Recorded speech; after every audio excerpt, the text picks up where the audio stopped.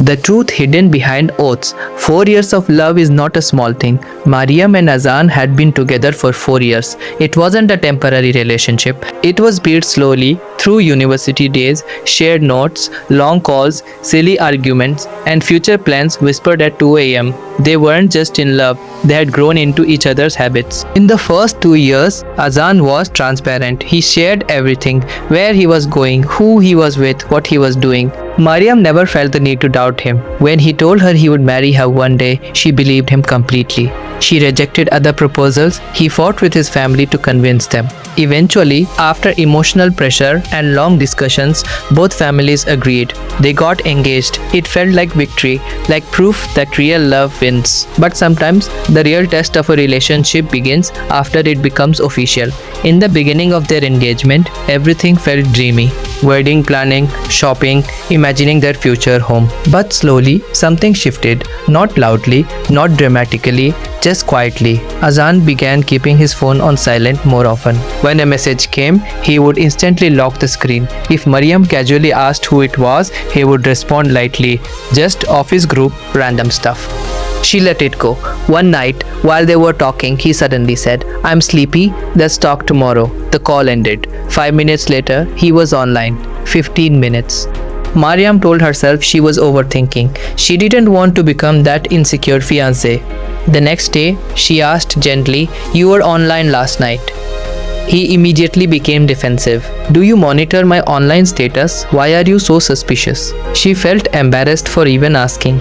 Then she started noticing patterns. A particular girl's name appeared frequently, Hira. Late night messages, quick screen locks, deleted chats. One evening, while they were sitting together, Hira's name flashed again. Mariam asked directly, "Who is she?" "We are working on a project. Why do you always assume the worst?" Then he said it calmly, confidently. "I swear there's nothing." And every time he swore, Mariam silenced her doubts. Because when someone looks into your eyes and swears, you want to believe them, but the behavior didn't stop. When she said she felt uncomfortable, he flipped it on her. "You don't trust me. After 4 years, this is what you think of me. If you keep acting like this, how will our marriage work?" One night, Azan was in the shower and his phone kept buzzing on the bed. Mariam tried to ignore it, but something inside her wouldn't let her. She picked up the phone. The password hadn't changed. She opened the chat. The messages weren't professional. They weren't harmless. They were personal, intimate, emotional. "I liked hearing your voice yesterday. I wish we could spend more time together." And one message from Azan that broke her completely. The engagement happened. Let's see what happens next.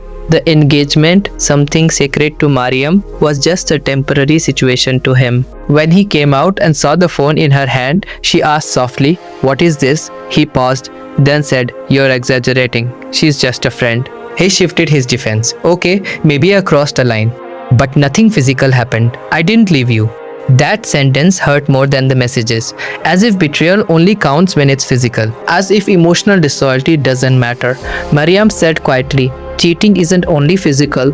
When you give someone else the attention that belongs to me, that's betrayal too." He swore again. "It was a mistake, I promise. After marriage, everything will be fine. I'll end it." But this wasn't the first time he had sworn. She had caught small suspicious things before. Each time he had dismissed them.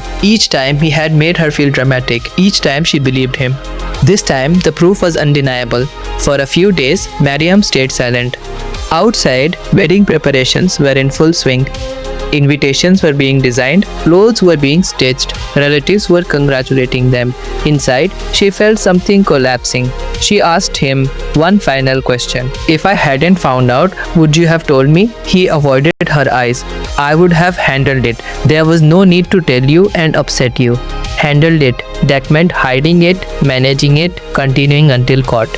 In that moment, Mariam understood something deeply painful. He wasn't sorry because he did it. He was sorry because he found out. Ending it wasn't easy. 4 years, an engagement, families involved, social pressure. People later told her, "It was such a small issue. Men are like that. Marriage changes everything." But she knew the real issue wasn't the girl, it was the lies, the repeated denial, the oaths taken to silence her doubts, the way he made her question her own sanity. A few months later, she learned he was still in contact with Hira. Maybe she was never the only one. Maybe he just wanted security and options at the same time. 4 years ended quietly, but Mariam saved herself from a lifetime of checking notifications with fear, from living in constant doubt, from becoming the wife who keeps swallowing discomfort to protect a fragile truth. Because the reality is simple: if someone can hide things during engagement, they can hide them after marriage. If someone repeatedly lies and swears falsely, love alone cannot fix that. Love survives on honesty. Without it, even 4 years are not enough to save a relationship. And so it ended, not with drama, not with revenge, but with clarity. If you liked the video, please like and subscribe to the channel. Thank you.